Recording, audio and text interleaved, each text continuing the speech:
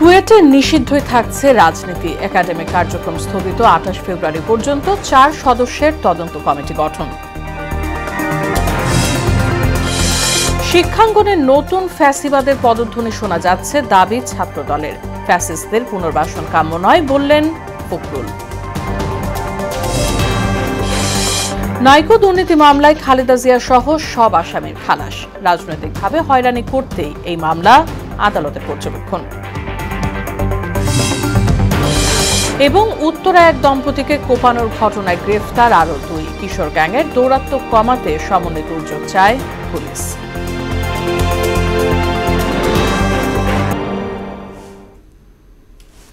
আসসালামু আলাইকুম, সবাইকে স্বাগত মোহনা সংবাদে। শুনছিলেন শিরোনাম, পুরো সংবাদের সঙ্গে আছে রাশিদা সুলতানা রিঙ্কু। বিস্তারিত। খুলনা প্রকৌশল ও প্রযুক্তি বিশ্ববিদ্যালয় কুয়েটে নিষিদ্ধই থাকছে রাজনীতি। সকল একাডেমিক কার্যক্রম স্থগিত থাকবে 28 ফেব্রুয়ারি পর্যন্ত।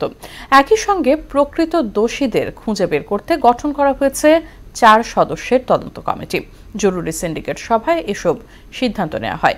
এদিকে 3 দফা দাবিতে শিক্ষার্থীদের ডাকে বরিশাল শেরেবাংলা মেডিকেল কলেজে চলছে তৃতীয় দিনের মতো কমপ্লিট শাটডাউন।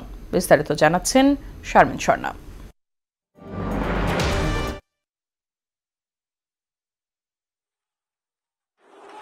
ছাত্র রাজনীতি বন্ধের দাবিকে কেন্দ্র করে মঙ্গলবার দিনভর সংঘর্ষ, ধাওয়া পাল্টা ধাওয়া চলে খুলনা প্রকৌশল ও প্রযুক্তি বিশ্ববিদ্যালয়ে। ছাত্রদল, যুবদল ও বৈষম্য বিরোধী ছাত্র আন্দোলনের নেতাকর্মীরা দফায় দফায় সংঘর্ষে জড়িয়ে পড়ে। এতে আহত হন শতাধিক। মঙ্গলবার সংঘর্ষের পর 5 দাবিতে উপাচার্যকে অবরুদ্ধ করে রাখা সহ সব একাডেমিক ও প্রশাসনিক ভবনে তালা ঝুলিয়ে দেয় খুলনা বিজ্ঞান ও প্রযুক্তি বিশ্ববিদ্যালয় কুয়েট শিক্ষার্থীরা। কুয়েটের একাডেমিক কার্যক্রম আগামী 28 ফেব্রুয়ারি পর্যন্ত স্থগিত করা হয়েছে। বুধবার বিশ্ববিদ্যালয়ের সিন্ডিকেটের 98তম বিশেষ জরুরি সভায় এই সিদ্ধান্ত নেওয়া হয়। ক্যাম্পাসে আমাদের এটা একেবারেই সিদ্ধান্ত আগে থেকে নেওয়া, আমরা নতুন করে ওই সিদ্ধান্ত আর নেইনি। আমরা ওর সাথে একটু জুড়ে দিয়েছি যে আমাদের লেজুর ভিত্তিক যে রাজনীতি নিষিদ্ধ করা আছে, এখন যদি কোনো শিক্ষক, কর্মকর্তা, কর্মচারী, ছাত্রছাত্রী জড়িত থাকে তাহলে তাকে একদম যে আইন আছে বিধি অনুযায়ী তাদেরকে সর্বোচ্চ শাস্তি নিশ্চিত করা হবে। সংঘর্ষের ঘটনা তদন্তে অধ্যাপক এম.এম.এ হাশেমকে প্রধান করে 4 সদস্যের কমিটি গঠন করে 3 কর্মদিবসের মধ্যে প্রতিবেদন দিতে বলা হয়েছে। এদিকে খুলনা প্রেস ক্লাবে সংবাদ সম্মেলন করে কুয়েট শাখা ছাত্রদল। লিখিত বক্তব্যে সংগঠনের কেন্দ্রীয় সিনিয়র সহসভাপতি আবু আফসাদ মোহাম্মদ ইয়াহিয়া দাবি করেন, হামলায় ছাত্রদল কোনোভাবেই দায়ী নয়। ক্লাস শেষে অতি সাধারণভাবে মিছিলটির পাশ দিয়ে যাচ্ছিলেন, তখন কতিপয় মিছিলকারী তাদের দিকে অতর্কিতে তেড়ে গিয়ে হামলার সূচনা করেন। সেই সহিংসতায় জড়িত কতিপয় স্থানীয় দলীয় কর্মীকে ইতিমধ্যেই বহিষ্কার করা হয়েছে বলে আপনারা দেখতে পেয়েছেন। তবে তাদের কেউই ছাত্র দলের রাজনীতির সাথে জড়িত নয়। এদিকে দাবি পূরণ না হওয়া পর্যন্ত কুয়েটের সব ধরনের ক্লাস পরীক্ষা বন্ধ থাকবে বলে জানিয়েছেন শিক্ষার্থীরা। বারবার আমাদের দাবিগুলো জানিয়ে দাবিগুলো মেনে নেওয়ার কথা বলেছি।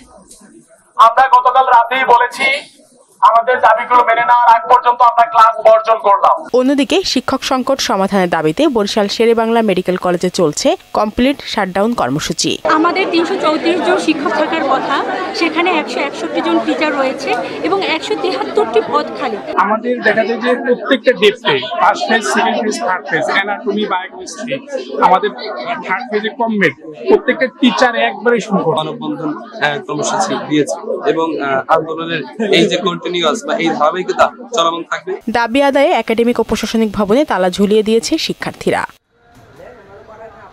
শারমিন স্বর্ণা, মোহনা সংবাদ। অন্তর্বর্তী সরকার পক্ষপাতিত্ব করলে নিরপেক্ষ সরকারের প্রয়োজন হবে বলে মন্তব্য করেছেন বিএনপির মহাসচিব মির্জা ফখরুল ইসলাম আলমগীর। রাজধানীর খামারবাড়িতে ছাত্রদল আয়োজিত এক আলোচনা সভায় ফ্যাসিস্টদের পুনর্বাসন কোনোভাবেই কাম্য নয় বলে মন্তব্য করেন তিনি।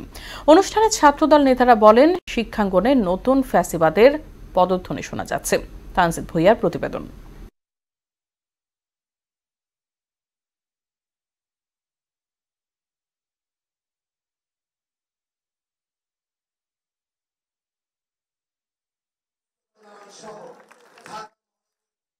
মহানগরের নতুন সদস্য সংগ্রহ, পুরনো সদস্য নবায়ন ফর্ম বিতরণের পাশাপাশি গণঅভ্যুত্থানে পরবর্তী বাংলাদেশে নতুন ধারার রাজনীতি শীর্ষক আলোচনা সভার আয়োজন করে ছাত্রদল।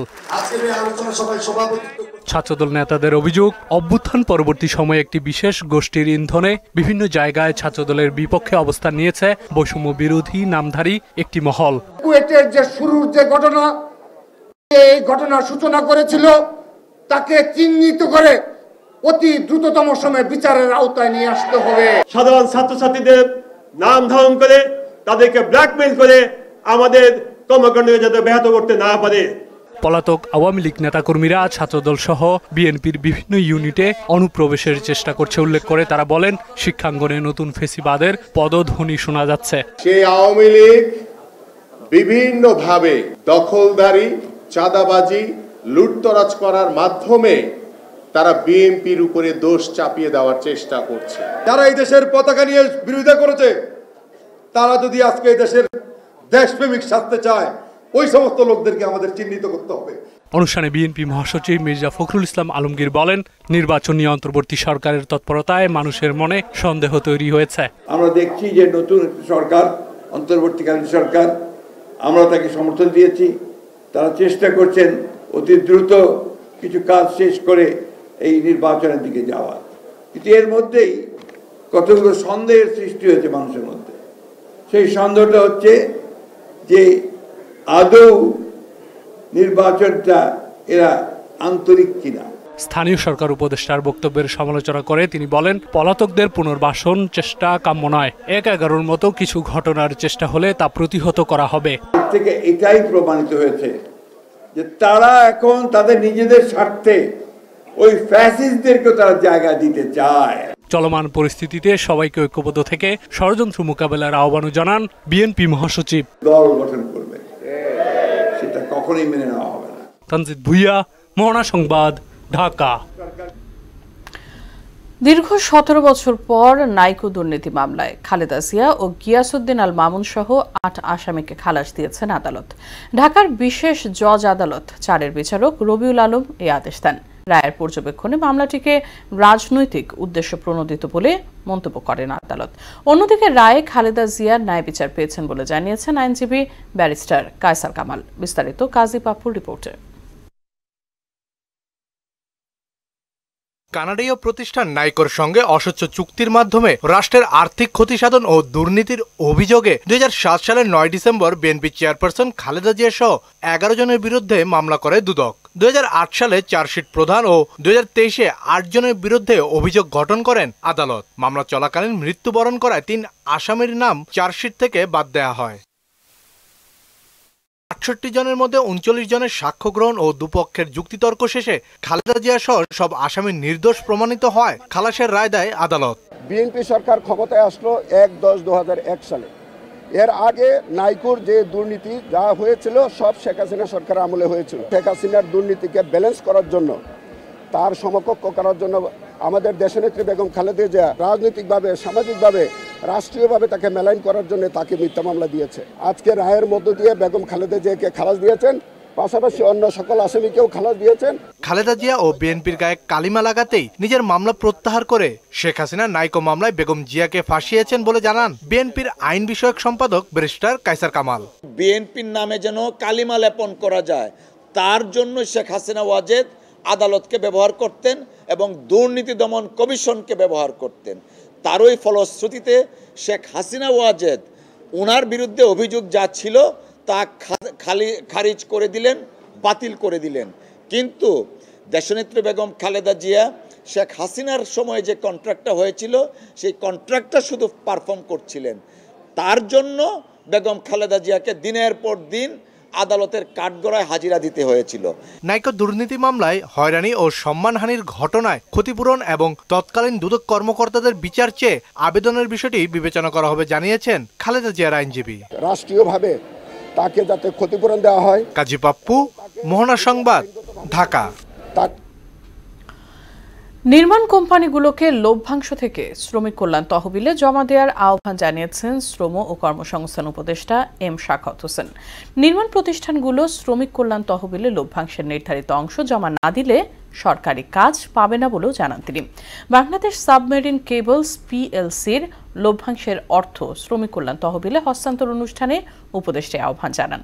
অনুষ্ঠানে সাবমেরিন কেবলস পিএলসির পক্ষ থেকে কোম্পানির লভ্যাংশের 0.5% হিসেবে 1,06,17,214 টাকার চেক শ্রমিক কল্যাণ ফাউন্ডেশন তহবিলে হস্তান্তর করা হয়। রাজধানীর উত্তরায় সড়কে প্রকাশ্যে এক দম্পতিকে কোপানোর ঘটনায় আরও 2 কিশোর গ্যাং সদস্যকে গ্রেফতার করেছে পুলিশ। এই নিয়ে মোট 5 জনকে গ্রেফতার করা হলো। গ্রেফতারকৃতদের কাছ থেকে হামলায় ব্যবহৃত রামদা দুটিও উদ্ধার করা হয়েছে। সকালে উত্তরা জোনের ডিসি রনক জাহান জানান, হামলায় জড়িত পুরো চক্রকে গ্রেফতার করা হয়েছে। এসইউ সেলিমের প্রতিবেদন।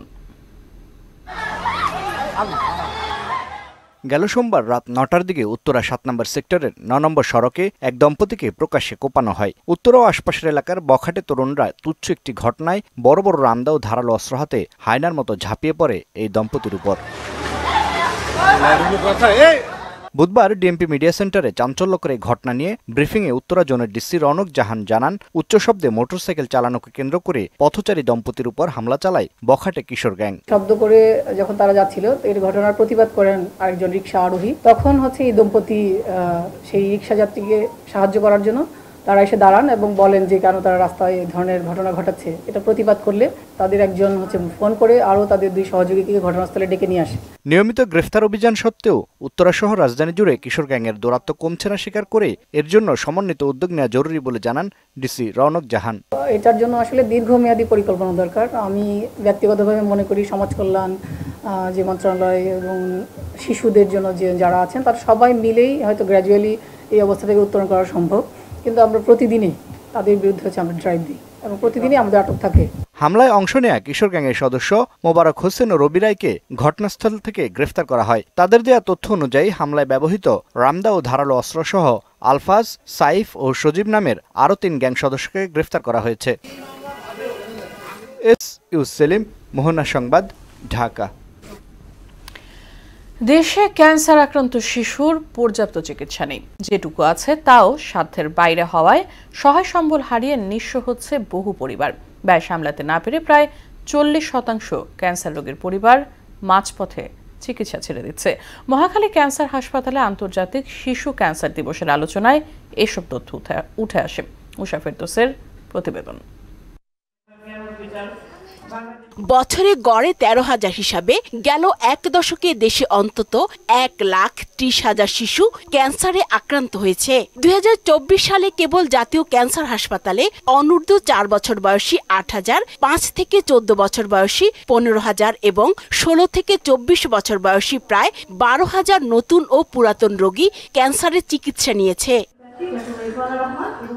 বাংলাদেশ উন্নয়ন গবেষণা প্রতিষ্ঠানের তথ্য মতে দেশে ক্যান্সার রোগের চিকিৎসা ব্যয় সর্বনিম্ন 81,000 টাকা থেকে সর্বোচ্চ 25 লাখ টাকা পর্যন্ত হতে পারে, যা নিম্ন ও মধ্যবিত্ত পরিবারের নাগালের বাইরে। আমার সয় সম্বল যতটুকু আছে সবকিছু বিলীন করে 2.5 লাখ থেকে 3 লাখের মতো লইব একটা খরচ হয়েছে। এখন আর আমি আগে দিয়া যাইতে পারি না, আর খরচটা আর চালাইতে পারি না। 9 লাখ টাকা খরচ করে ফেলেছি, এখনো চিকিৎসা চলতেছে। চিকিৎসকরা বলছেন সচেতনতার অভাব সহ নানা কারণে অনুন্নত দেশে ক্যান্সার রোগ ভালো হওয়ার সম্ভাবনা 30% কম। ট্রেনি ডাক্তার দেখছি, সব রোগী মারা যাও, আমরা ছিলাম কিলার, এখন হইছে আমরা কিউরার। অনেকেই রোগ ধরার পরেও সরাসরি চলে গেছেন, এর সংখ্যা কিন্তু কম নয় আমাদের দেশে। বিশেষজ্ঞরা বলছেন যদি প্রাথমিক পর্যায়ে নির্ণয় করা যায় তাহলে 90% বেশি ক্যান্সার রোগ নিরাময় সম্ভব। উন্নত বিশ্বে যত রোগী আছে তাদের শতকরা 80% ভালো হয়ে যাচ্ছে, আর আমাদের মতো গরিব দেশে যত রোগী আছে শতকরা 20% ভালো হচ্ছে। এই ক্যান্সার রোগীদের পকেট থেকে খরচ করে চিকিৎসা চালিয়ে যাওয়া সম্ভব না। এক্ষেত্রে সরকারের পাশাপাশি আমরা আহ্বান জানাই যে সব আমাদের দেশে যারা অ্যাফ্লুয়েন্ট সোসাইটি আছে, যাতে ধনী লোক আছে বা ধনী কোম্পানি আছে, তারা যদি আমাদের সাহায্য করেন। বিশ্ব স্বাস্থ্য সংস্থার তথ্য অনুযায়ী দেশে প্রায় 15 লাখ ক্যান্সার রোগী রয়েছে এবং প্রতি বছর 1.5 থেকে 2 লাখ নতুন রোগী শনাক্ত হয়। আমাদের চেষ্টা যতটুকু আল্লাহ ক্ষমতা দিয়েছেন আমরা সেভাবে চেষ্টা করি। উষা ফেরদৌস, মোহনা সংবাদ, ঢাকা। অনির্বাচিত সরকার সংবিধানে হাত দিতে পারবে না বলে জানিয়েছেন বিএনপির ভারপ্রাপ্ত চেয়ারম্যান তারেক রহমানের উপদেষ্টা ডক্টর মাহদি আমিন। চলতি বছর একটি অবাধ সুষ্ঠু নির্বাচনের মাধ্যমে বিএনপি সরকার গঠন করবে বলেও আশা জানান তিনি। আর বিএনপির ক্রীড়া বিষয়ক সম্পাদক আমিনুল হক অভিযোগ করেন সংস্কারের নামে নির্বাচন পিছিয়ে দেওয়ার পায়তারা করছে অন্তর্বর্তী সরকার। আরও জানাচ্ছেন হুমায়ুন কবির। বিএনপি ঘোষিত রাষ্ট্র মেরামতের ৩১ দফার উপর কর্মশালার আয়োজন করে শাহলী থানা বিএনপি। এতে অংশ নেন দলের চেয়ারপারসনের উপদেষ্টা ইসমাইল জবিউল্লাহ, দলটির ভারপ্রাপ্ত চেয়ারম্যান তারেক রহমানের উপদেষ্টা ডক্টর মাহাদি আমিন, ঢাকা মহানগর উত্তর বিএনপির আহ্বায়ক আমিনুল হক সহ মহানগরীর নেতারা। এই সময় আমিনুল হক অভিযোগ করেন, অন্তর্বর্তীকালীন সরকার সংস্কারের নামে নির্বাচন পিছিয়ে দেওয়ার চেষ্টা করছে। জনগণের সরকার ছাড়া কখনোই রাষ্ট্রীয় প্রতিষ্ঠানগুলো যে ধ্বংসস্তূপে পরিণত হয়েছে, সেই ধ্বংসস্তূপ থেকে নতুনভাবে ঢেলে সাজানো, নতুনভাবে পুনর্গঠন করা কখনোই সম্ভব হবে না। এই অন্তর্বর্তীকালীন সরকারের কতিপয় ব্যক্তিবর্গ তারা সংস্কারের নামে নির্বাচনকে পিছিয়ে দেওয়ার একটি অপচেষ্টা করছে। ইউনূস সরকার গত ৬ মাসে কোন সেক্টরে স্থিতিশীলতা আনতে পারেনি বলেও অভিযোগ করেন তিনি। সিভিল প্রশাসন বলেন, সাধারণ জনজীবন বলেন, গণমাধ্যম বলেন, বিভিন্ন রাষ্ট্রীয় প্রতিষ্ঠান বলেন, কোথাও এখন পর্যন্ত স্থিতিশীলতা আসে নাই। কর্মশালা আওয়ামী লীগ সরকারের নিপীড়ন নির্যাতনের চিত্র তুলে ধরেন তারেক রহমানের উপদেষ্টা ডক্টর মাহাদি আমিন। বলেন, নির্বাচিত সরকার ছাড়া কেউ সংবিধান সংস্কার করতে পারবে না। রাষ্ট্র কাঠামো মেরামতের জন্য যে ৩১ দফা রূপরেখা দিয়েছি, যেটা বর্তমান বাংলাদেশে সকল যৌক্তিক এবং বাস্তবসম্মত সংস্কারের মূল ভিত্তি, এটা একমাত্র জনগণের ভোটে নির্বাচিত সরকার প্রতিপালন করতে পারবে। যারা জনগণের ভোটে নির্বাচিত না, তারা কোনো সংস্কার যেখানে সংবিধানে হাত দেওয়া যায় সেটা করার ক্ষমতা রাখে না। সুষ্ঠু নির্বাচনের মাধ্যমে বিএনপি সরকার গঠন করবে বলেও আশা জানান মাহাদি আমিন। অবাধ, সুষ্ঠু এবং গ্রহণযোগ্য নির্বাচন আয়োজিত হবে এবং তার মাধ্যমে জনগণের ভোটে নির্বাচিত হয়ে বিএনপি ইনশাআল্লাহ সরকার গঠন করবে। হুমায়ুন কবির, মোহনা সংবাদ, ঢাকা। ঈদকে সামনে রেখে ডিজিটাল ক্যাম্পেইন সিজন 22 শুরু করেছে ওয়ালটন। দেশের যে কোনো ওয়ালটন প্লাজা ও পরিবেশক শোরুম থেকে ওয়ালটনের যে কোনো পণ্য কিনলে ক্রেতারা পাবেন 10 লাখ টাকা পর্যন্ত ছাড়, যা 20 ফেব্রুয়ারি থেকে শুরু হয়ে চলবে ঈদুল আজহা পর্যন্ত। আনুষ্ঠানিকভাবে সিজন 22-এর উদ্বোধন করেন ব্র্যান্ড অ্যাম্বাসেডর চিত্রনায়িকা বিদ্যা সিনহা মিম। এ সময় উপস্থিত ছিলেন ওয়ালটন প্লাজার ব্যবস্থাপনা পরিচালক মোহাম্মদ রায়হান সহ আরও অনেকেই।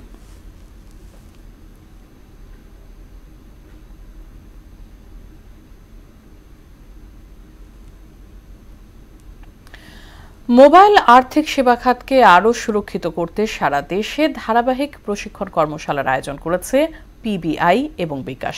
মঙ্গলবার রাজধানীর একটি কনভেনশন সেন্টারে হয় কর্মশালার সমাপন অনুষ্ঠান। এতে অংশ নেন পিবিআই প্রধান অতিরিক্ত আইজিপি মোহাম্মদ মোস্তফা কামাল, বিকাশের chief external and corporate affairs officer Sheikh Mohammad Monirul Islam, সাবেক অতিরিক্ত আইজিপি ও বিকাশের উপদেষ্টা মোহাম্মদ নজিবুর রহমান সহ সংশ্লিষ্টরা।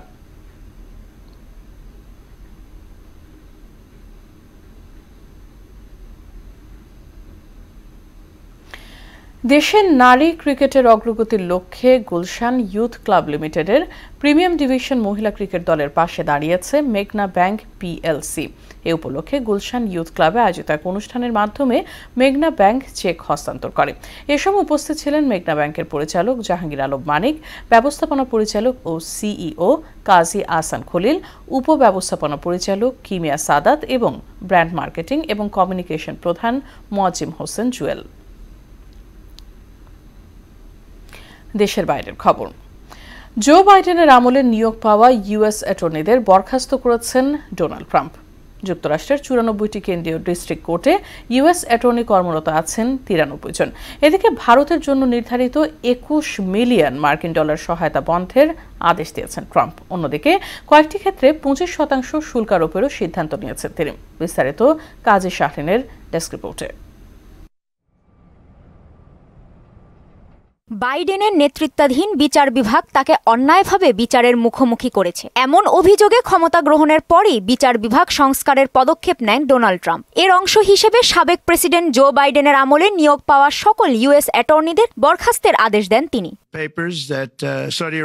এর আগে পূর্ব সতর্কতা ছাড়াই 20 জন অভিবাসন বিচারককে বরখাস্ত করে ট্রাম্প প্রশাসন। নিজের সামাজিক যোগাযোগ মাধ্যম ট্রুথ সোশ্যালে ট্রাম্প লেখেন, গত 4 বছরে মার্কিন বিচার বিভাগের ইতিহাসে সবচেয়ে বেশি রাজনীতিকরণ হয়েছে। এজন্য তিনি বাইডেন আমলে নিয়োগ পাওয়া সকল অ্যাটর্নিকে বরখাস্ত করার নির্দেশ দিয়েছেন। যুক্তরাষ্ট্রের 94টি কেন্দ্রীয় ডিস্ট্রিক্ট কোর্টের 93 জন ইউএস অ্যাটর্নি আছেন। একজন অ্যাটর্নি একটি ডিস্ট্রিক্ট কোর্টের দায়িত্বে থাকেন। প্রতিটি ডিস্ট্রিক্টে অ্যাটর্নিরা কেন্দ্রীয় শীর্ষ আইন প্রয়োগকারী কর্মকর্তা হিসেবে বিবেচিত হন। গত বছরের নভেম্বরে ট্রাম্প প্রেসিডেন্ট হিসেবে নির্বাচিত হওয়ার পর বাইডেনের আমলে নিয়োগ পাওয়া কয়েকজন অ্যাটর্নি পদত্যাগ করেন। সম্প্রতি ওয়াশিংটনে ট্রাম্প মোদি বৈঠক হলেও ভারতের জন্য তা সুবিধা নিয়ে আসতে পারেনি। যুক্তরাষ্ট্র থেকে চড়া মূল্যে তেল কেনার নির্দেশনার পর এবার ভারতের জন্য নির্ধারিত 21 মিলিয়ন মার্কিন ডলারের সহায়তাও বন্ধের আদেশ দিয়েছেন ট্রাম্প। ভারতের ভোটারদের বুথমুখী করতে এ অনুদান দিত যুক্তরাষ্ট্র। ইলন মাস্কের সরকারি দক্ষতা বিষয়ক দপ্তর ডিপার্টমেন্ট অফ গভর্নমেন্ট এফিসিয়েন্সি এ অনুদান বাতিলের ঘোষণা দেয়। এদিকে অটো আমদানি, ফার্মাসিউটিক্যালস ও সেমিকন্ডাক্টর পণ্যে 25% শুল্ক আরোপের সিদ্ধান্ত নিয়েছেন ডোনাল্ড ট্রাম্প। গাড়ির ওপর নতুন শুল্ক 2 এপ্রিল থেকে কার্যকর হবে বলেও জানান তিনি। বিশ্ব বাণিজ্যে যুক্তরাষ্ট্রের ন্যায্য পাওনা ফিরে পাওয়ার লড়াইয়ে এ ধরনের সিদ্ধান্ত বলেও জানান ট্রাম্প। কাজী শাহরিন, মোহনা সংবাদ। শেষ করব সংবাদ, তবে যাবার আগে শিরোনামগুলো আরো একবার।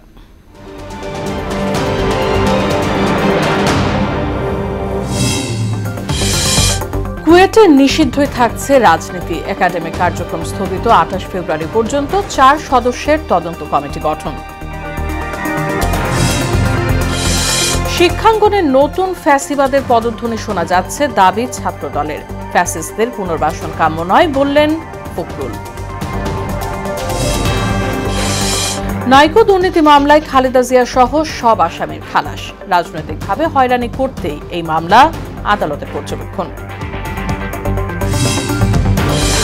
এবং উত্তরা এক দম্পতিকে কোপানোর ঘটনায় গ্রেফতার আরও 2। কিশোর গ্যাংয়ের দৌরাত্ম্য কমাতে সমন্বিত উদ্যোগ চায় পুলিশ।